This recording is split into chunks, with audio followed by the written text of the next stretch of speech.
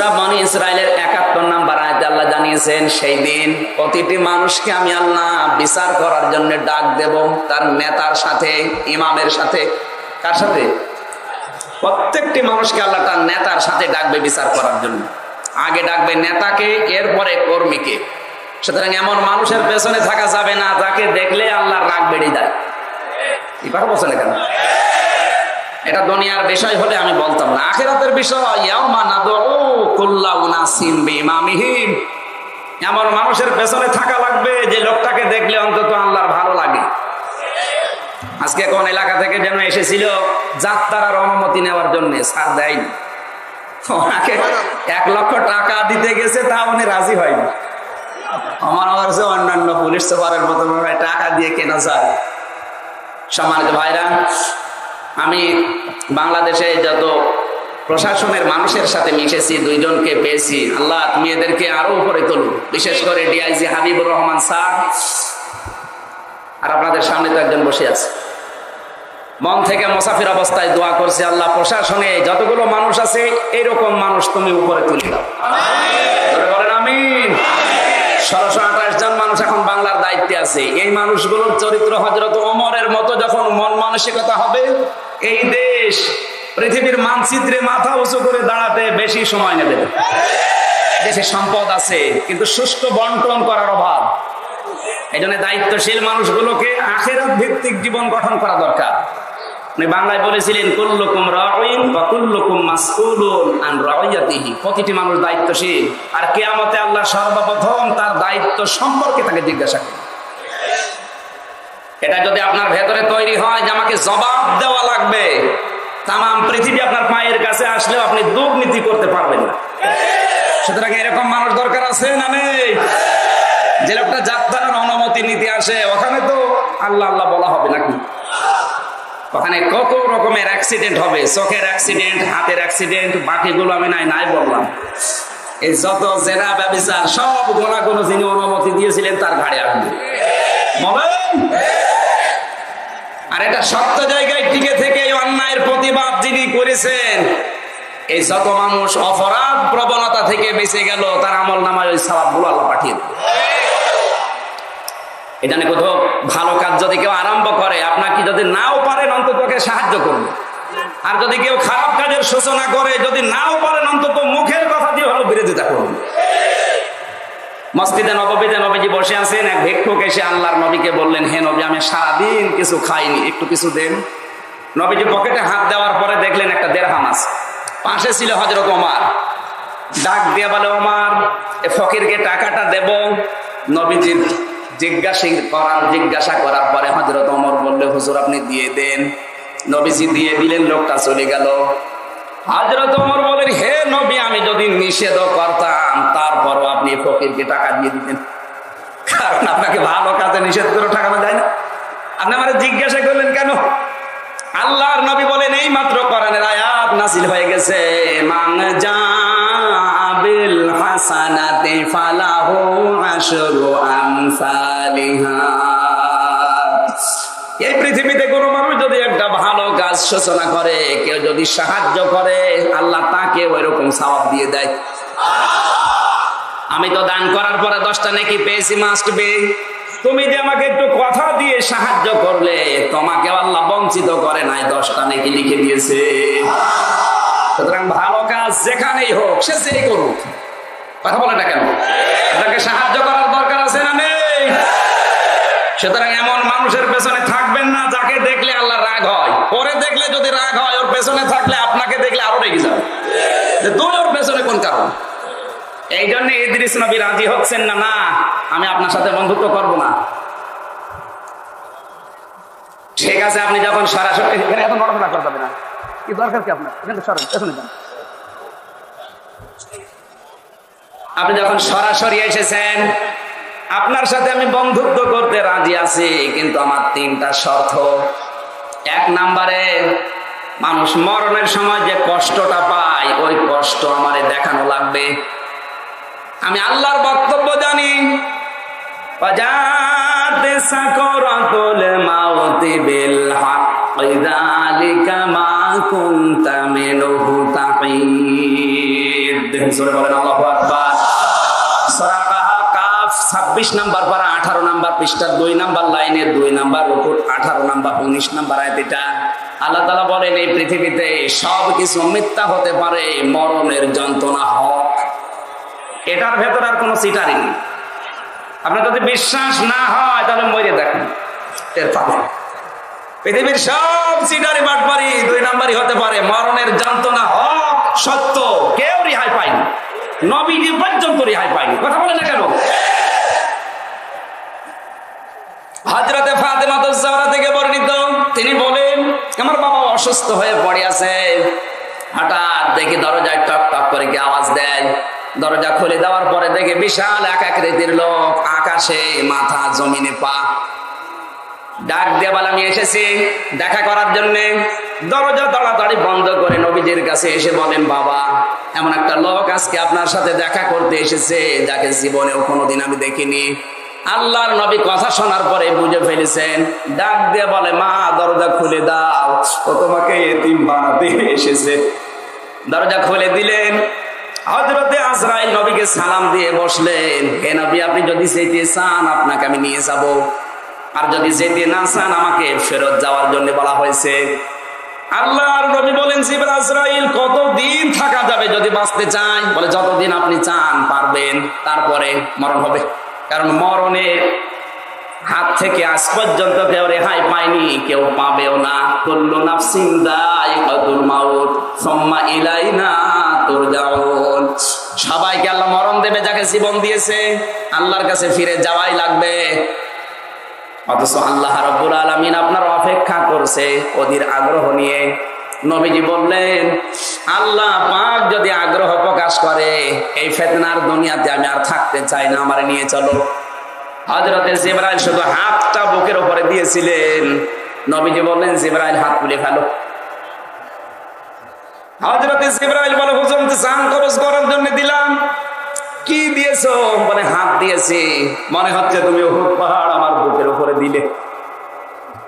ফেরেশতা বলে হে রাসূল আমাকে যে দিনে দায়িত্ব আল্লাহ দিয়েছে ওই দিন থেকে আজকের এই দিন পর্যন্ত যত মানুষের জান আমি কবজ করেছি এত আসানে কারো জান কবজ করিনি। কারণ আল্লাহ আমাকে বারবার আদেশ দিয়েছে সাবধান, এটা আমার বন্ধু। এত আসানে শুধু হাতটা রাখলাম আপনার কাছে, যদি উহুদ পাহাড় মনে হয় তাহলে যাদের জান আমি কষ্ট দিয়ে কবজ করি ওদের কি হয়? আল্লাহর নবী বললেন কি হয় আমি জানি না, তোমাকে আদেশ দিচ্ছি আমার উম্মতদেরকে তুমি অন্তত মরণের সময় কষ্টটা দিও না, যত কষ্ট পারো আমারে দিয়ে দাও। হযরতে আজরাইল ওই দিন বলেছিলেন হে নবী আপনার এই কথা আমি রাখতে পারি, ফরজ নামাজ পড়ার পরে যারা আয়াতুল কুরসি একবার করে পড়বে আর ওর উপরে যাদের আমল থাকবে তাদের জান আমি একেবারে আসানি কবজ করে নেব। বিষয়টা এমন না যে ফরজ নামাজ পড়ার পরে একবার আয়াতুল কুরসি পড়লেন আপনার মরণে আযাব হবে না, না, ওর ভেতরে যা আছে ওইগুলো আপনার জীবনে থাকা লাগবে। আয়াতুল কুরসির ভেতরে 10টা জিনিস আছে। কয়টা? আমার আলোচনার বিষয় তো ওইটা না, আপনি একটু দেখে নেবেন। তাফসিরে ইবনে কাসিরে পাবেন আলোচনায় 10টা বিষয় আল্লাহর ভেতরে দিয়েছেন। এই 10টা বিষয় যদি কেউ বাস্তব জীবনে তার প্র্যাকটিক্যাল লাইফে আমল করতে পারে, মরণের সময় মনে হবে মা দুধ দিচ্ছে ও ঘুমিয়ে গেছে। সুবহানাল্লাহ বলতে পারেন না? তাহলে হাদিস থেকে জানলাম পৃথিবীতে কেউ মরণের যন্ত্রণা থেকে রেহাই পায়নি, নবীজি পর্যন্ত। হযরতে ইদ্রিস এই কথাই জানিয়েছে, ও আজরাইল তুমি নিজে আসলে, তোমার তো দায়িত্ব জান কবজ করা। পৃথিবীতে নাকি আযাবটা সত্য, তুমি একটু দেখাও তো কেমন লাগে জান কবজ করলে। উনি কিন্তু শখ করে মৃত্যু বরণ করতে চেয়েছিলেন। কি করি বলেন? জান কবজ করার পরে আবার যখন রূহ ঢুকিয়ে দিয়েছে, ডাক দিয়ে বলে কি মরণের যন্ত্রণা টের পেয়েছেন? বসে পেলাম, কিন্তু শর্ত তো একটা পেয়েছি, এখনো আমার 2টা শর্ত বাকি আছে। মানুষ জান্নাতে গেলে জাহান্নামে গেলে কেমন কষ্ট পায় ওই কষ্টটা আমারে দেখানো লাগবে। আমি আল্লাহর বক্তব্য জানি, লা ইয়ামুতু ফিহা ওয়া লা ইয়াহইয়া। সূরা তাহা 16 নম্বর পারায় আছে 74 নাম্বার আয়াতের শেষের দিকে আছে। আল্লাহ তাআলা বলেন জাহান্নাম এমন জায়গা যেখানে দেওয়ার পরে মানুষ মরবেও না, বাঁচবেও না, বাঁচা মরার মাঝখানে থাকবে। হযরত ইদ্রিস বলে এই যে বক্তব্যটা আপনি একটু জাহান্নামে নিয়ে যান, আমি দেখার পরে আবার চলে আসবো। ঠিক আছে, জাহান্নাম পরিদর্শন করি আবার যখন নিয়ে এসেছে, বলে এবার বন্ধুত্ব করেন, বলেন না এখনো শর্ত বাকি আছে একটা। মানুষ জান্নাতে গেলে কেমন শান্তি পায় ওই সুখ আমারে দেখানো লাগবে। তাহলে জান্নাতে প্রবেশ করান, আবার বের করে নিয়ে আসেন। জান্নাতে প্রবেশ করিয়েছে, এবার বলে চলেন। হযরত ইদ্রিস নবী বলে আজরাইল ফিরে যাও, কারণ আমি আল্লাহর বক্তব্য জানি, খালিদিনা ফিহা লা ইয়াবগুনা আনহা হিওয়ালা। কোন মানুষ যদি একবার জান্নাতে যেতে পারে কোনদিন আল্লাহ তাকে বের করে দেবে না, আর ওই লোকটা বের হতেও চাইবে না। ও আজরাইল, আমি তো যে কোনো কায়দায় চলে এসেছি, আর আল্লাহ যেহেতু জানিয়েছে বের করে দেবে না, তুমি ডিস্টার্ব করো কেন? চলে যাও। হযরতে আজরাইল বলে আল্লাহ ভালো মানুষ মনে করে গেলাম, নবী আরে কি করলো, এত চালাক। ফিরে আসো তুমি, আমি ওর কপালে এইটাই লিখেছিলাম। হযরত ইদ্রিস এখনো জান্নাতে আছে। কোথায় আছে? আল্লাহ বের করে দিচ্ছে, দেবে বলেন। তাহলে এইটা যদি জান্নাতের বাগান হয়, আল্লাহ কিন্তু আপনাকে বের করে দিচ্ছে না, আপনি বের হয়ে যাবেন। দেখেন কোনটা ওঠে, যেইটা উঠবে বুঝবেন ওর জান্নাত ভালো লাগছে না। আমার কথা বোঝা গেছে? বেঁধে ফেলিছে আপনাদের দড়ি ছাড়া, আপনি যেতে পারবেন। অন্তত 1-1.5 ঘন্টা থাকাই লাগবে, থাকবেন তো? আজকের গুরুত্বপূর্ণ একটা বিষয় নিয়ে আলোচনা করবো ইনশাআল্লাহ। আমরা এদিকে তাকান ভাই, যে কোরআন থেকে আলোচনা শুনতে এসেছি, ওর মহত্ব, বড়ত্ব, মর্যাদা যদি একটু টের পান তাহলে আপনার কাছে আনন্দ লাগবে। এই যে কিছুদিন আগে নিউ ইয়র্ক সিটিতে আমেরিকায় K1 সুপার কম্পিউটারের ভেতরে বিশ্বের প্রায় 4,500 ধর্মীয় গ্রন্থগুলো একটা একটা করে দিয়েছে। সর্বশেষ কোরআনে কারিম দিয়েছে যে কয়টা ভুল আছে, আর এরকম কিতাব লেখা সম্ভব কিনা। যতগুলো কিতাব বিশ্বে আছে ধর্মীয় গ্রন্থ সব দেওয়ার পরে কোনটা 3টা, 5টা, 7টা করে ভুল বের হয়েছে। শুধুমাত্র কোরআনে কারিম দেওয়ার পরে স্ক্রিনে লেখা এসেছে এর ভেতরে ভুল নেই, কিন্তু এরকম কিতাব লেখা সম্ভব। আল্লাহর বক্তব্য ছিল কি, পৃথিবীর যত জিন ইনসান আছে সবাই মিলে যদি চেষ্টা করে কোরআনের মতো কিতাব বানানো, তাহলে কম্পিউটারের স্ক্রিনে শেষের দিকে যে লেখা এসেছে যে এরকম কিতাব লেখা সম্ভব, কিন্তু এর ভেতরে ভুল নেই। তাহলে কথাটা কেমন হয়ে গেল না বলেন? কম্পিউটারের স্ক্রিনের একেবারে শেষের দিকে লেখা এসেছে লেখা সম্ভব, কিন্তু কতদিন সময় লাগবে? একেবারে শেষ লাইনে এসেছে 63 অক্টেলিয়ন বছর সময় লাগবে। আপনি অক্টেলিয়ন বোঝেন? শিক্ষিত মানুষ যারা আছে তারা টের পাচ্ছে যে অক্টেলিয়ন কাকে বলে। গণিতের হিসাব যারা আমরা জানি একক, দশক, শতক, সহস্র, অযুত, লক্ষ, নিযুত, কোটি, million, billion, trillion, zillion, pillion, এরপরে অক্টেলিয়ন। তাহলে 1-2 অক্টেলিয়ন না, 63 অক্টেলিয়ন বছর লাগবে। শেষে আবার আশ্চর্যবোধক চিহ্ন দিয়ে আছে যে সম্ভব না। এই কোরআন শরীফ আপনি শুনতে এসেছেন, আর পৃথিবীর যত ধর্মীয় গ্রন্থ কোনো তার 3টা, 5টা, 7টা করে ভুল আছে, আর ওরকম লেখা সম্ভব, অসুবিধা নেই। এইটার ব্যাপারে গ্যারান্টি কম্পিউটার দিয়েছে। 10 জন সঙ্গে সঙ্গে মুসলমান হয়েছে, তো খ্রিস্টান। আমি গত পরশুদিন ঢাকাতে যে মাহফিলে ছিলাম, আসলে 4 জন মুসলমান হলো আমার কাছে এক স্টেজে, সপরিবারে, নিজের স্ত্রী, ওর ছেলে, ওর মেয়ে, 4 জনই একেবারে মূর্খ না, শিক্ষিত মানুষ। ওরা হিন্দু, 4 জনই হিন্দু। কোরআনে কারিম ওরা বলছে আমি বহুবার পড়েছি, কিন্তু জানতাম পৃথিবীর অন্যান্য ধর্মগ্রন্থগুলো সব নিজেদের প্রয়োজনে মানুষ লিখেছে, আর কোরআন লিখেছে আমার আল্লাহ নিজে মানবতার স্বার্থে। সুবহানাল্লাহ বলতে পারেন না? আমি এতদিন পর্যন্ত চিন্তা করতাম যে হয়ে যাব, কিন্তু বাপ দাদা, এরপরে আশপাশের মানুষের কারণে হতে পারতাম না, কিন্তু বিবেক আজকে আর মেনে নিল না। আপনি যা কপালে আছে হয়ে যাক, মুসলমান বানিয়ে দিন। এ কোরআনের ক্ষমতা এখনো আছে না নেই? মুসলমান বানিয়ে দিচ্ছে। আমি 8 জন বানালাম এ পর্যন্ত, সেদিন মাদারীপুরে 2 জন, পাবনায় 1 জন, মৌলভীবাজারে 1 জন, আর এখানে পরশুদিন 4 জন। আমার জীবনে আল্লাহ যদি কিচ্ছু কবুল না করে, অন্তত 8টা মানুষ তো কোরআনের পথ পেয়েছে। আল্লাহ যেন কবুল করেন, জোরে বলেন আমিন। যেটা শুনতে এসেছেন শুধু একটু মহত্ব বললাম। আজ খ্রিস্টানরা গবেষণা করে, ওরা কিন্তু 13 বছর একাধারে গবেষণা করেছিল। কত বছর? এরপরে এসে মুসলমান হয়েছে। আর আমরা সে কোরআনের অনুসারী, কোরআন থেকে আরো দূরে চলে যাচ্ছে। কথা বলেন। সুতরাং আজকে কোরআন যারা শুনতে এসেছেন ওই রকম মন নিয়ে শোনেন। আজকের তেলাওয়াত কিন্তু আয়াতটা যদিও পরিচিত মনে হচ্ছে, এটা পরিচিত আয়াত হলেই তো হবে না, এর ভেতরে দুনিয়া আখিরাত সব লুকিয়ে আছে। আমরা আজকে দেখবো, আমি এটা নিয়ে গবেষণা করেছিলাম না, কিন্তু কাবা শরীফে যাওয়ার পরে দেখি রুকনে আমিনি থেকে শুরু করে হজরে আসওয়াদ পাথর, এই যে ফাঁকা জায়গাটা, এখানে দোয়া কবুল হওয়ার সম্ভাবনা বেশি। লক্ষ লক্ষ হাজিরা দেখি এই আয়াতটা পড়ছে, ছাড়ও পড়েছে। এই জায়গাটা ফাঁকা জায়গা পার হওয়ার সময়, রুকনে আমিনি থেকে হজরে আসওয়াদ এই জায়গাটা পার হওয়ার সময় এই আয়াতটা পড়ে। আমি মনে করলাম বাংলাদেশে প্রত্যেক মসজিদে নামাজের পরে ইমাম সাহেব এই দোয়া পড়ে আর মুসল্লিরা বলে আমিন, কিন্তু কি বলে? গবেষণা করে দেখি এর ভেতরে 16টা পয়েন্ট আছে। কয়টা? আজকে ওই 16টা জিনিস আপনাদেরকে শোনাবো কোরআন দিয়ে। থাকবেন তো? থাকবেন। কোরআনে কারীম থেকে শোনার জন্য কিছু শর্ত আছে। প্রথমে ওই আয়াতটা তেলাওয়াত করতে হয় শুদ্ধভাবে, এরপরে ওই মাতৃভাষায় অর্থ করা লাগে।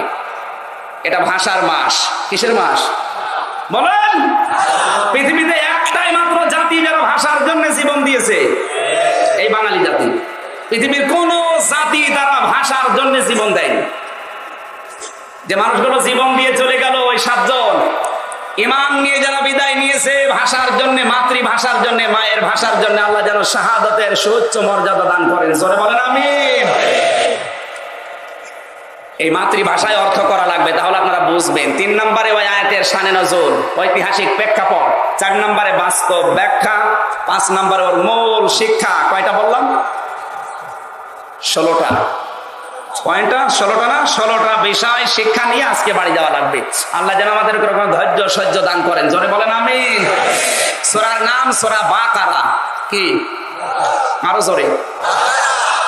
এক লোক আমার বলছিল, হুজুর আল্লাহ এই যে বাকারা নামে সূরা নাযিল করলো, বাকারা মানে গরু, আল্লাহর কি বুদ্ধি শুদ্ধি কম হয়ে গেছে? আরে বেটা, তোর নামে, তোর কারণে বাকারা নামে সূরা নাযিল করেছে।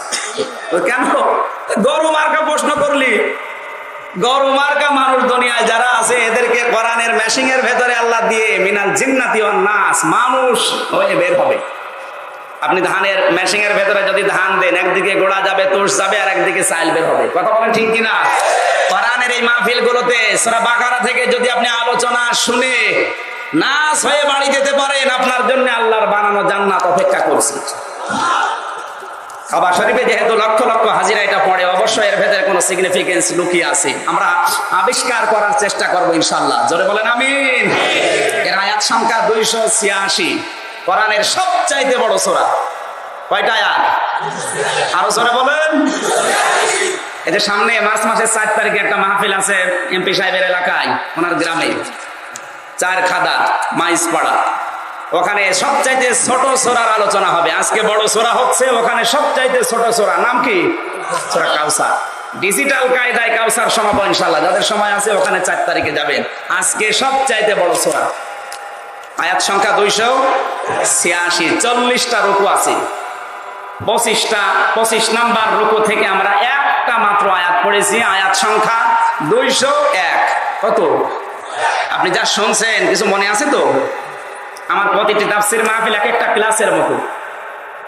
ক্লাসের স্যাররা যখন বিশ্ববিদ্যালয় ক্লাস নিয়েছে দেখেছি সর্বোচ্চ 45 থেকে 50 মিনিটে শেষ। ওনার ওর ভেতরে হাজার হাজার তথ্য দিত। আমরা 1-1.5 ঘন্টা কথা বলি, এর ভেতরে যেন 50টা তথ্য নিয়ে আপনি বাড়ি যেতে পারেন। নাকি আসবেন কান্নাকাটি করে চলে যাবেন? চলে যাওয়ার জন্য এসেছেন? আপনি যদি সকালবেলা 4 দোকানে গল্প করেন যে কোন আয়াতের আলোচনা শুনলেন, সূরা বাকারা 201 নাম্বার আয়াত, মনে থাকবে? বলেন। 25 নাম্বার রুকু থেকে পড়েছি একটা আয়াত। এর শব্দ আছে 14টা। এই আয়াতের ভেতরে শব্দ কয়টা? আরো জোরে। অক্ষর আছে 50টা। কেউ যদি একবার শুদ্ধ করে সওয়াবের নিয়তে এই আয়াতটা পড়ে, তার আমলনামায় 500 নেকি আল্লাহ দিয়ে দেয়। জবান ছেড়ে দিয়ে আগে সোনালী আয়াতটা পড়েন। আউযু বিল্লাহি মিনাশ শাইতানির রাজিম। বিসমিল্লাহির রহমানির রহিম। ওয়া মিনহুম মান ইয়াকুলু রাব্বানা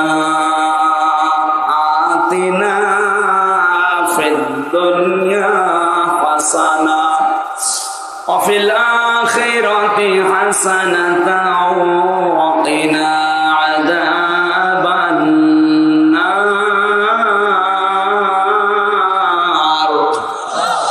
সাদাকতা ইয়া রব্বানা। আল্লাহর কথা সবটাই সত্য, না মিথ্যা আছে? সবটাই সত্য। আমরা আবার একটু প্রশ্ন করতে চাচ্ছি, সূরার নাম কি? আয়াত থেকে আলোচনা করছি সংখ্যা 200 পয়েন্ট আছে 16টা। কয়টা? আল্লাহ পাক বলেন মানুষের ভেতরে অনেক মানুষ এমন আছে তারা আমার কাছে মোনাজাত করে বলে, রব্বানা, হে আমাদের প্রতিপালক, আতিনা, আমাদেরকে দান করো, ফিদ দুনিয়া হাসানা, দুনিয়ার কল্যাণ, স্বস্তি, শান্তি, নিরাপত্তা। এই পৃথিবীতে যদি কেউ শান্তির আলোয় তৈরি করতে না পারে, ও মরণের পরও শান্তি পাবে না। সিস্টেমের দিকে তাকান, আল্লাহ কিন্তু দুনিয়ার কথা আগে দিলেন যে দুনিয়ায় শান্তি কায়েম করো, এরপরে অফিল আখিরাতি হাসানা, আখিরাতেও তুমি কল্যাণ দিও, হাসানা দিও, শান্তি দিও, ওয়াকিনা আযাবান নার, আর আমাদের সবাইকে তুমি আগুন থেকে বাঁচাও। কথা 3টা পেলাম। কয়টা? আরো জোরে। এখানে সিস্টেম আল্লাহ কি আখিরাতের কথা আগে না দুনিয়ার কথা? এই জন্য আমাদের শিক্ষা নেওয়া লাগবে এখান থেকে যে দুনিয়ার জীবন কি করে শান্তময় করা যায়। এটা যদি আপনি শান্তিময় করতে না পারেন, আখিরাতে আপনি শান্তি পাবেন না। আল্লাহ যদি আখিরাতের কথা আগে দিত তাহলে দুনিয়ার আলোচনা আমি করতাম না। এখন দুনিয়ার হাসানা, দুনিয়ার কল্যাণ, স্বস্তি, শান্তি, নিরাপত্তা আমরা চাই না? চাই না? সবাই বলুন। এর জন্যই তো এত আইন তৈরি করা যে দুনিয়ায় যেন শান্তিতে বসবাস করতে পারে। এই কথা বলেন না কেন? আল্লাহ বলেন দুনিয়ার হাসানা, দুনিয়ার কল্যাণ যারা চাও তাদেরকে বলছি, দুনিয়ার হাসানা আমি আল্লাহ 10টা জিনিস দান করলাম। দুনিয়ার হাসানা 10টা। কয়টা? আপনি শুধু মোনাজাত করে শেষ না, দেখবেন এই 10টা জিনিস আপনি পাচ্ছেন কিনা। যদি পেয়ে যান তাহলে দোয়া আপনার কবুল হয়ে গেছে। অফিল আখিরাতি হাসানা, আখিরাতের কল্যাণ হাসানা 5টা। কয়টা? ওয়াকিনা আযাবান নার, আর জাহান্নাম থেকে বাঁচার উপায় 1টা। ওদিকে 10, এদিকে 5, আর এই 1, কত? এই 16টা পয়েন্টের উপরে এখন আলোচনা শুরু করছি। আপনাদের মন আছে তো? এ কারা এরা? এই ওইটা চলে যাচ্ছে মানে? ঠিক আছে, যান। আমার ভাইরা এবার একটা একটা করে খেয়াল করবেন। আমি যদি 16 বছর পরে এখানে আসি, এই 16টা পয়েন্ট যেন আপনি বলতে পারেন, ওই রকম মন নিয়ে শুনবেন। কি কথা বললেন না কেন? আপনি এক কান দিয়ে শুনবেন আর এক কান দিয়ে বের করে দেবে, তাহলে দুনিয়ার শান্তি দূরের কথা, আরো কালকে থেকে অশান্তি বাড়বে। দুনিয়ার হাসানা কয়টা? আরো জোরে। 10টা। 1 নম্বরে দুনিয়ার হাসানা, কোরআন পাওয়া। এই পৃথিবীতে এখন প্রায় 750 কোটির উপরে মানুষ, আমরা মাত্র আছি 170 কোটি। কত? আর বাকি সব অন্য জাতি। অন্য কোন জাতি মাথা উঁচু করে এই কথা বলতে পারে না যে আমরা কোরআন পেয়েছি। বলতে পারে? শুধু আমরা বলতে পারি যে আমরা কোরআন পেয়েছি। সুবহানাল্লাহ বলতে পারেন না? কোরআনে কারীম জানিয়েছে, কুল বিফাদলিল্লাহি ওয়া বিরহমাতিহি ফাবিযালিকা ফালইফরাহু হুয়া খায়রুম মিম্মা তাজমাউন। সূরা ইউনূস 11 নম্বর পারা 14 নম্বর পৃষ্ঠা 7 নম্বর লাইনে 6 নম্বর রুকুর 58 নম্বর আয়াত। এটা কোরআনে কারীমের 10 নম্বর সূরা, তাফসীরে ফি জিলালিল কোরআন থেকে বলছি। আরো দলিল দেওয়া লাগবে? আয়াত, পারা, পৃষ্ঠা, লাইন, রুকু, সূরার নাম, তাফসীরের নাম সব বলে দিয়েছি। আপনি শুধু বাড়ি যে সহজ অর্থে বলছে যেন মিলিয়ে নিতে পারেন, কারণ অনেক মানুষ এখানে শিক্ষা অর্জন করার জন্য আসে। আপনি কি কথা বুঝতেছেন?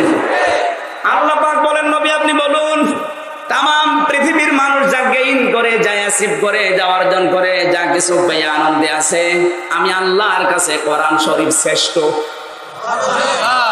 কারণ পৃথিবীর মানুষ যা পেয়েছে একটাও স্থায়ী না, আজ আছে কাল নেই। এক কথা বলছে না কেন? আপনাকে যা কিছু আল্লাহ দিয়েছে সব চাইতে দামি জিনিস মানব জীবনের জন্য কোরআন শরীফ। আরো জোরে, তামাম পৃথিবীর ভেতরে যা আছে আল্লাহর কাছে দামি কোরআন। কারণটা এই, পৃথিবীর কোনো কিছু স্থায়ী না, শুধুমাত্র স্থায়ী কোরআন। মরণের পরেও কোরআন শরীফ, কিয়ামতের পরেও কোরআন শরীফ থাকবে। কিয়ামতের পরে জান্নাতি মানুষদেরকে আল্লাহ যেটা তেলাওয়াত করে শোনাবে তার নাম কি? আরো জোরে বলেন। ওখানে কোনো মানুষের জীবনে চলবে না, আল্লাহ নিজে কুদরতি কণ্ঠ দিয়ে সূরা ইয়াসিন তেলাওয়াত করে জান্নাতি মানুষদের শোনাবেন। আমরা এই যে 1 2 3 করে গণনা করি, জান্নাতের ওই পরিবেশে আল্লাহর কুদরতের কণ্ঠে এক একটি আয়াত তেলাওয়াত শুনতে সময় লাগে 50,000 বছর। মাহফিলের প্রধান অতিথি, সভাপতি সহ যারা আমরা এসেছি, জান্নাতে যদি আল্লাহ জায়গা নাই দেয়, অন্তত বারান্দায় হলেও যেন শ্রোতা হিসাবে একটু ওই ময়দানে কবুল করেন। আমিন। আরো জোরে বলেন আমিন। আমার বন্ধুরা, 96% মুসলমান এখন এই দেশে। এই 47 বছর পার হয়ে গেছে, যারাই দায়িত্ব পালন করুক না কেন, শিক্ষা ব্যবস্থায় আমরা কোরআন পাইনি। শিক্ষামন্ত্রী দীপমণি কিছুদিন আগে উদ্যোগ নিয়েছে, ক্লাস 1 থেকে মাস্টার্স পর্যন্ত 100 মার্কের কোরআন আমরা কম্পালসারি চাই। অন্তত সংসদে যদি বিলটা উত্থাপন হয়, আমরা যাদেরকে দায়িত্ব দিয়েছি সবই মুসলমান, কয়েকটা হিন্দু, বাকি সব মুসলমান। এনারা যদি বলে হ্যাঁ, শিক্ষা ব্যবস্থায় যদি 100 মার্কের কোরআন কম্পালসারি হয়ে যায়, আল্লাহর কসম আমরা পৃথিবীর শ্রেষ্ঠ নিয়ামত পেয়ে যাব। কিয়ামতের পরে জান্নাতি মানুষদের যেটা আল্লাহ শোনাবে, সেটা আমাদের শিক্ষা ব্যবস্থায় দরকার আছে না নেই? কারা কারা এ দাবির পক্ষে আছে দেখি? লিল্লাহি তাকবীর। আলহামদুলিল্লাহ। পৃথিবীর 1 নম্বরে নিয়ামত কি পেলাম? হাসানা। এটা দুনিয়া, এটা আমরা মনে হয় পাইনি না। এই যে জানুয়ারি মাসে জরিপ পেয়েছিলাম, আমি আল কোরআন রিসার্চ ফাউন্ডেশনের সদস্য। জরিপে দেখলাম বাংলাদেশের 100 জনের 95 জন কোরআন শরীফ পড়তে পারে না। এই জরিপ কি খুব ভালো? বাকি 5 জন পারে, তাও 4 জন পড়ে অশুদ্ধ। মেয়ে লোকের পড়া আমি শুনেছি, মনে হয় নতুন জিবরাইল নাজিল করছে। কি টান! যেখানে টান নেই সেখানে আদালি টান দিচ্ছে। বাংলাদেশের ভেতরে শুধু চট্টগ্রাম বিভাগের লোকজনের তেলাওয়াত শুদ্ধ আছে, বাকি অন্যান্য বিভাগের লোকজন কোরআন শরীফ পড়ায় খুব দুর্বল। আমাদের এই বিশেষ করে খুলনা, বরিশাল এই সমস্ত বিভাগের লোকজন ওই বিভাগে যদি যায়, ওখানে মক্তবে যে পড়ে সেও আলেমের ভুল ধরবে, কারণ এদের তেলাওয়াতের প্রতি এরকম গুরুত্ব নেই। সম্মানিত ভাইরা, এই জন্য আমাদের উদ্বুদ্ধ হওয়া লাগবে। এই জরিপটা কিন্তু ভালো না। বাকি 4 জন পড়ে অশুদ্ধ, আর 1 জন ও কোরআন শরীফ পড়ে, অর্ধেক বসে আর অর্ধেক লোক আছে পড়ে বসে না। যেমন এই যে কোরআনের হাফেজ যারা, এই কথা বলছে না কেন? হাফেজরা কোরআন শরীফ শুধু পড়ে যায়, বসে। এই যে জরিপ আমি বললাম, এটা কিন্তু ভালো না। এটা কি ভালো? আমরা কোরআন পেয়েছি, দুনিয়ার হাসানা এটা। বসেন, এই যে এখানে আরেকজন জায়গা হবে, বসে। এখানে আসেন, এখানে। আপনাদের কষ্ট হচ্ছে দেখা যাচ্ছে, কিন্তু কিছু করার নেই। আসলে এনারা অপারগ, আর জায়গা নেই। আমি জিজ্ঞাসা করলাম আমার সময় যে জায়গা বসা, এর চাইতে বড় জায়গা অন্তত এখানে আর আশপাশ নেই। আর আপনাদের কষ্ট যারা হচ্ছে ওইভাবে দূরে দাঁড়িয়ে শোনেন। আপনারা প্রজেক্টর দেননি মোড়ে মোড়ে?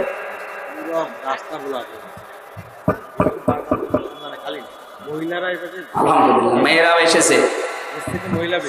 সম্মানিত ভাইরা, আমরা কি বোঝালাম এতক্ষণ পর্যন্ত? দুনিয়ার হাসানা 1 নম্বরে কোনটা? আরো জোরে। সুতরাং যে যা করেন এটা শেখা লাগবে। রাজি আছেন আপনারা? মদিয়ার রহমান তার বংশের লোকজন, আশপাশের লোকজন নিয়ে যেটা কায়েম করেছে কোরআনের এই মাদ্রাসাটা, এখান থেকে যারা শিক্ষা পাচ্ছে, আরো শিক্ষা দিচ্ছে। উনি মারা যাওয়ার পরে ওনার বাবা মা মারা গেছে, কবরের ভেতরে আল্লাহ ওই সালাফগুলো পৌঁছাতে।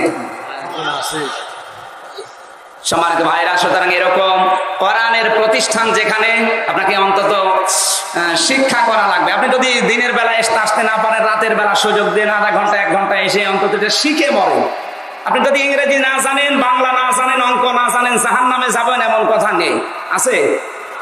বলেন। কোরআন শরীফ যদি আপনি না জানেন, আপনি যত বড় আল্লাহর ওলি দাবি করেন, জাহান্নামে যাবেন। আশা করছি এটা শেখার দরকার আছে না নেই? রাজি আছেন আপনারা?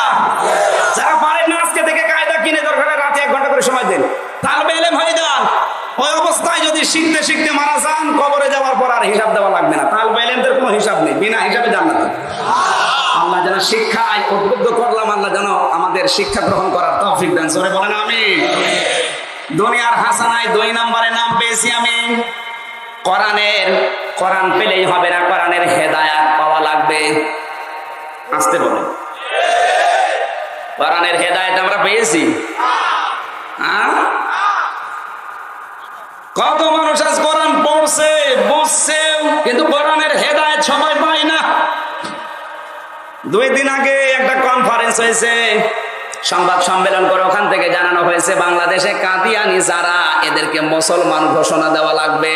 যে লোকটা ওখানে সংবাদ সম্মেলন করছে কিন্তু হিন্দু, খ্রিস্টান না মুসলমান, আমি নাম নাই নিলাম। কাদিয়ানির যে অমুসলিম, এটা আজ পৃথিবীর যত আলেম আছে সবাই ঐক্যবদ্ধ হয়ে রায় দিয়েছে। কারণ কি, কাদিয়ানেরা পুরা কোরআন শরীফ মানে না, বিষয়টা এমন না। ওরা 6666টি আয়াতের 6665টি আয়াত মানে, বিশ্বাসও করে। একটা মাত্র আয়াতের তাও 3 ভাগের 1 ভাগ মানে না। সূরা আহজাব 22 নম্বর পারার 2 নম্বর পৃষ্ঠা 10 নম্বর লাইনে 40 নম্বর আয়াতের মাঝের যে অংশটুকু মানে না।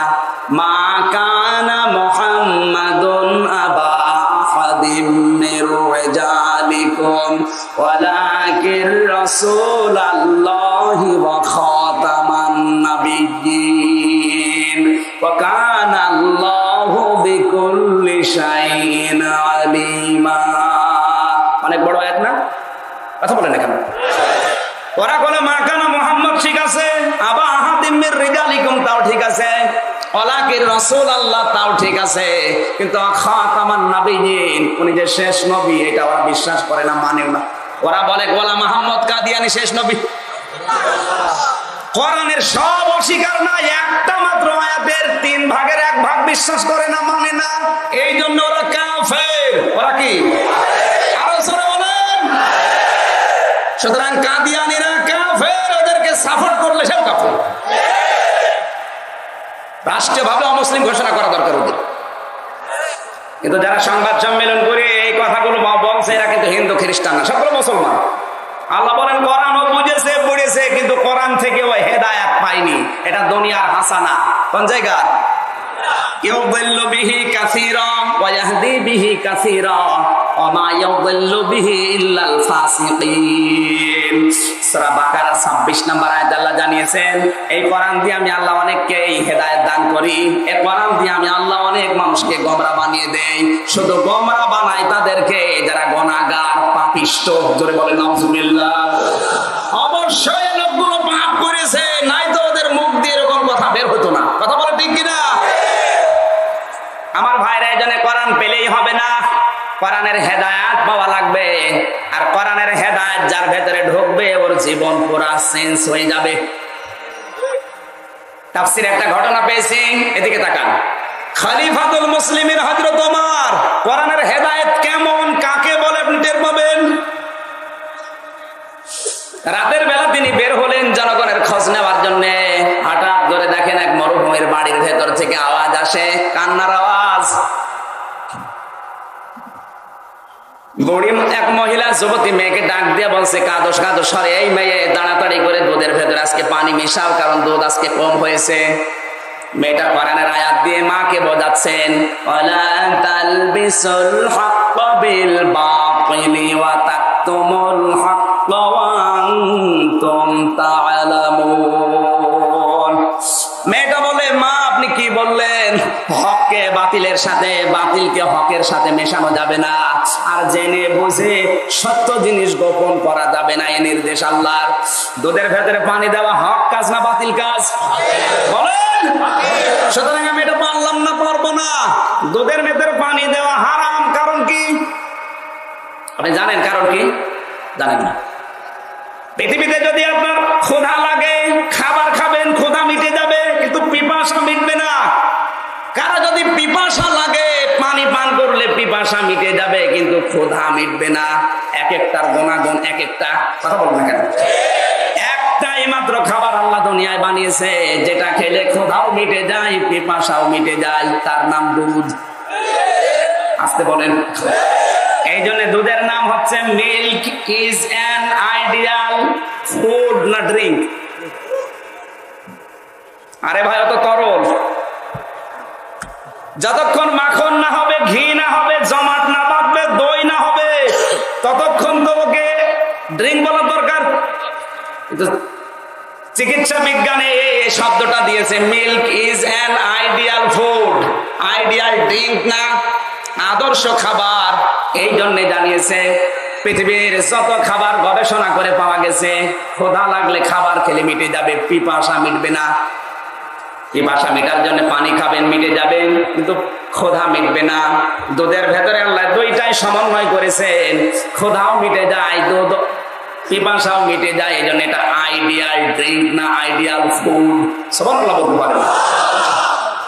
আল্লাহর এই নিয়ামতকে যারা অকেজ করে ফেলে, পানি দিলে ওই গুনাহ আর থাকে না। দুধে পানি মেশানো লোক এই এলাকায় নেই। এইরকম ব্যবসা করছেন কারা? হাত তোলে তো।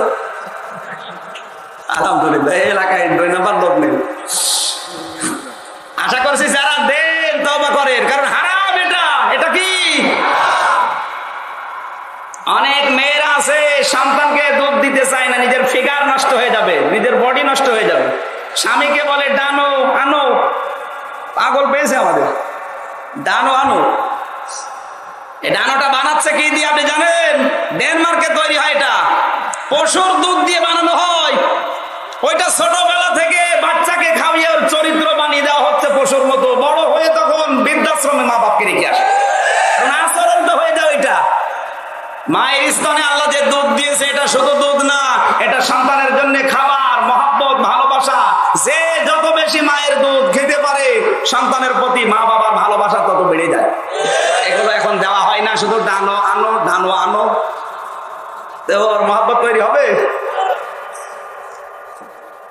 মা বোনেরা এগুলো যারা করছেন বডি ঠিক রাখার জন্য, স্ট্রাকচার ঠিক রাখার জন্য, আপনি পারবেন না। শেষে আবার কেটে বাদ দেওয়া লাগবে, ক্যান্সার হলে টের পাবেন। আমি আর নিচে নামলাম না। এক কথা বলে না কেন? পৃথিবীর কোন জিনিস এক জায়গায় রাখলে ঠিক থাকে না। দেখবেন পানি এক জায়গায় রাখবেন, পছন্দ হবে, ধরবে না। লোহা এক জায়গায় রেখে দেবেন, কাজ না করে মরিচা ধরবে। টাকা পয়সা এক জায়গায় রেখে দেবেন, আপনার শত্রু বাড়বে। এক কথা বলে না কেন? এলেম যদি কেউ না ছড়ায়, এক জায়গায় রেখে দেয়, তাহলে ওইটা ভুলে যাওয়ার সম্ভাবনা আছে। পৃথিবীর কোন জিনিস এক জায়গায় রাখা ঠিক না। যত ছড়াবেন তত আল্লাহ আপনাকে নতুন জিনিস দেবে। সুবহানাল্লাহ বলতে পারেন না? এখানে যার যে জ্ঞান আছে, ও যদি ছড়ায়, তাকে না জানা জ্ঞান আল্লাহ দান করে। আর যেটা আল্লাহ দিয়েছে, ওটা যদি আপনি গোপন করে রাখেন, না বলেন, তাহলে জানার জিনিস আপনি দেখবেন একদিন ভুলে গেছেন। পৃথিবীর কোন জিনিস এক জায়গায় রাখলে যেমন নষ্ট হয়ে যায়, মায়ের স্তনে আল্লাহ দুধগুলো দিয়েছে সন্তানের জন্য। আপনি কেন এক জায়গায় রাখেন, ওকে না দিয়ে? শেষে ক্যান্সার হবে। বলেন। আশা করছে কাজ করা যাবে না। দুধে পানি দেওয়া নিষেধ এই কারণে, কারণ দুধের ওই গুণাগুণটা আর থাকে না। এটা ক্ষুধা মিটে যায়, পিপাসা মিটে যায়, অনেক দামি জিনিস। আর এটা আপনি পানি দিয়ে কিছু স্বার্থের কারণে মানুষের এত বড় মারাত্মক ক্ষতি করে দিচ্ছে। আল্লাহ আমাদের হেফাজত করুন, জোরে বলেন আমিন। কোরআনের হেদায়েত কি করে পেয়েছে মেয়েটা? বারবার কোরআনের আয়াত দিয়ে মাকে বোঝায়। মা বলে না, তাড়াতাড়ি পানি দাও, সকালবেলা বিক্রি করলে টাকা বেশি হবে। মেয়ের কোরআনের আয়াত এবার আরেকটা তেলাওয়াত করেছে, সূরা আলে ইমরানের 110 নম্বর আয়াত। কুনতুম খায়রা উম্মাতিন উখরিজাত লিন-নাস তা'মুরুনা বিল মা'রুফি ওয়া তানহাউনা আনিল মুনকার ওয়া তু'মিনুনা বিল্লাহ। মেয়েটা বলে, মা আপনি কি আদেশ করলেন? দুনিয়ায় আমাদেরকে আল্লাহ মানুষের কল্যাণের জন্য বের করেছে। মানুষ তো ওইটাই আল্লাহর কাছে দামি যার দ্বারা মানবতার উপকার হয়। আপনার দ্বারা যদি মানুষের উপকার না হয় তাহলে আপনি আর কুকুর আল্লাহর কাছে একই। এই কথা জবাব দিলেন না কেন? আপনার দ্বারা যদি মানুষের উপকারই না হয় তাহলে আপনি আর কুকুর একই। তাও কুকুরের ভেতরে কয়েকটা গুণ আছে, ওগুলো যদি কেউ অর্জন করতে পারে ও আল্লাহর নৈকট্য পাবে। কুকুরের 1 নাম্বার গুণ, কুকুর কোনোদিন তার মালিককে ভোলে না। কুকুরকে যারা খাবার দেয়, ভালো ভালো খাবার দেয়, তার একটা হাড় যেটা চিবোতে পারে না, চিবোতে যখন পারে না তখন কুকুরকে বলে নিয়ে আল্লাহ রাস্তা দিয়ে দিলাম। কুকুর বলে আল্লাহ, এ কি মানুষ না কলেরা? চিবোতে পারে না তাও আমারে দেয় না। যখন একেবারে পারে না তখন আল্লাহর রাস্তায় দেয়। কার রাস্তায়? ওটা ময়লার স্তূপে ছায়ের ভেতরে পড়ে, কুকুর ওইটা তুলে খায় আর বলে মালিক তুমি আমেরিকার প্লেটে দাওনি, মালয়েশিয়ার প্লেটে দাওনি, অসুবিধা নেই, আমি ময়লার স্তূপ থেকে খেয়েছি, মনে রাখো এই হাড়ের নাফরমানি আমি করব না, তুমি ঘুমিয়ে থাকো সারা রাত, তোমাকে আমি পাহারা দেবো। সুবহানাল্লাহ বলতে পারে নাই? একটা কুকুর শুকনা হাড় খেয়ে যদি মালিকের নাফরমানি না করে তার পাহারা দিতে পারে। পৃথিবীর এত কিছু আপনাকে আল্লাহ দেয় আর 5 বার সেজদা দিতে ডাকে, আপনি সেজদা দেন না, আপনি তো কুকুরের চাইতেও খারাপ। আমি আর নিচে নামলাম না, কথা বোঝা গেছে? যে লোকটা সুস্থ থাকার পরও আল্লাহকে সেজদা দেয় না, নামাজ পড়ে না, ও কুকুরের চাইতেও খারাপ। মুসা আলাইহিস সালামের কাছে এক যুবতী মেয়ে এসে বলেছিল, আল্লাহর নবী আমি জিনা করেছি, পেটে আমার অবৈধ সন্তান ছিল, হওয়ার পরে ওরে আমি আছাড় দিয়ে মেরে ফেলেছি, আমার মতো নিকৃষ্ট মানুষ আর দুনিয়ায় আছে, আমার এই গুনাহ মাফ হবে? হযরত মুসা আল্লাহর ওহীর অপেক্ষা না করে একবারে জবাব দিলেন না, তোমার মতো গুনাহগার দুনিয়ায় কেউ নেই, তোমার আল্লাহ মাফও করবে না, তুমি সবচাইতে বড় নিকৃষ্ট। সঙ্গে সঙ্গে জিবরাইল এসে বলে, হে নবী আপনি কি বললেন? উনজুর ইলাইকা, আমার দিকে আপনি তাকান, আল্লাহ পাক আমাকে এই কথাটা যে নিকৃষ্ট মানুষ দুনিয়ায় আছে। মুসা নবী জিবরাইলের দিকে তাকিয়ে বলে, কই কি বললে? এই মহিলার চাইতে নিকৃষ্ট কে? জেনা করেছে, অবৈধ সন্তান পেটে আছাড় দিয়ে মেরে ফেলেছে, এর চাইতে নিকৃষ্ট আবার কে? হযরত জিবরাইল বলে, আল্লাহ আমাকে এই কথাটা জানাতে পাঠিয়েছে, এই মহিলার চাইতে আল্লাহর নিকৃষ্ট তারা যারা সুস্থ থাকার পর আল্লাহকে সেজদা দেয় না। তাহলে নামাজ না পড়া মানুষ হত্যা করার চাইতে খারাপ কাজ। বলেন, নামাজ না পড়া জিনা করার চাইতে খারাপ কাজ। অন্তত জীবন যতদিন আমাদের আছে মুসলমান হিসাবে এটা ছেড়ে দেওয়া যাবে না। আপনি অন্য যা কিছু করেন, আমি নিষেধ করলে আপনি শুনবেন না, আহ্বান জানাচ্ছে কোরআনের মাহফিল থেকে, আপনি নামাজ ছেড়ে দেবেন না। দেখবেন আপনি নামাজ ধরে রাখলে অন্যায় অবৈধ কাজ আপনার থেকে আস্তে আস্তে বিদায় নেবে। এখানে যে লোকটা মনে করেন 70 বছর বয়স, একজন হিন্দু, 70 বছর বয়স, সকাল 10টার সময় ঈমান এনেছে, 11টার সময় মারা গেল, হায়াত পেয়েছে ঈমানের সাথে কয় ঘন্টা? ওই লোকটা মারা যদি যায় জান্নাতি না জাহান্নামী? বলেন, কারণ তো হায়াত পাইনি। একটা লোক সকাল 10টায় ঈমান এনেছে, 2টায় মারা গেল, মাত্র 4 ঘন্টা হায়াত পেয়েছে ঈমানের। ও যদি মারা যায় সরাসরি আপনি বলতে পারবেন না ও জান্নাতি না, কারণ ওর উপরে 1 ওয়াক্ত নামাজ ফরজ ছিল। কিসের? জোহরের। জোরে বলেন কিসের? 1 ওয়াক্ত মাত্র নামাজ পেয়েছিল, জোহরের নামাজ। হেলায় খেলায় নষ্ট করে যে পড়ে নাই, ও একবারে ওই আগে লোকটা আপনি গ্যারান্টি দিতে পারেন না জান্নাতি। ও হিসাব দেবে আল্লাহর দরবারে, কারণ আফদালু মা ইউহাসাবু বিহিল আবদু ইয়াউমাল কিয়ামাতিস সালাত। কিয়ামতের সর্বপ্রথম মানুষের হিসাব হবে নামাজে। কিসের? ও নামাজ যেহেতু পড়ে নাই, ওকে হিসাব দেওয়া লাগবে, এরপরে আল্লাহ বিবেচনা করবে। 4 ঘন্টা হায়াতে 1 ওয়াক্ত নামাজ ফরজ ছিল, পড়ে নাই, যদি জবাব দেওয়া লাগে, আমরা যারা জীবনেও নামাজ পড়ি না শুধু জোহর নামাজ ছাড়া, কি জবাব দেবেন বলেন? বলেন, আজকের এই মাহফিল থেকে আপনাকে সিদ্ধান্ত নেওয়া লাগবে, আজরাইল যতদিন না আসে, ও তো আসবে মাস্ট বি, যতদিন না আসে অন্তত ফরজ নামাজ ছেড়ে দেব না। কারা পারবেন দেখি আল্লাহর বিধান মানতে? লিল্লাহি তাকবীর। দেখেন তো বলেন কে মামা তুলেছে? আলহামদুলিল্লাহ, মামা তো তুলবে। মাহফিল সাকসেস। এই মানুষগুলো যদি ফজরের নামাজে হাজির হয়, অন্তত এদেরকে দিয়ে অপকর্ম করানো যাবে না। মানুষের কাছে গেলে ফাঁকিও দেবে না। কথা বলেন না কেন? আমরা পারবো তো এই ওয়াদা ঠিক রাখতে? ঠিক আছে, দেখা যাবে ফজরে। আমার ভাইরা, মেয়েটা বলে, মা মানুষের কল্যাণের জন্য আল্লাহ আমাকে আমাদেরকে পাঠালেন, আর আপনি অকল্যাণ করার জন্য বলেন না আমি পারবো না। বারবার যখন কথা বলার পরে ধমক দিয়েছে, এবার তাড়াতাড়ি কর, সকাল হয়ে গেলে মানুষ দেখে ফেলবে। মেয়েটা বলে, মা মানুষ দেখে ফেললে কি হবে? এদেশে তো কোরআনের আইন জারি করা আছে, হযরত ওমর যদি টের পায় তোমারও কল্লা যাবে, আমারও মাথা যাবে। মা বলে, এখানে তোর ওমর নেই, ওমরের সিআইডি ডিআইবি কেউ নেই, তাড়াতাড়ি কাজটা করে ফেল। মেয়েটা এবার বলছে, মা আমি জানি এখানে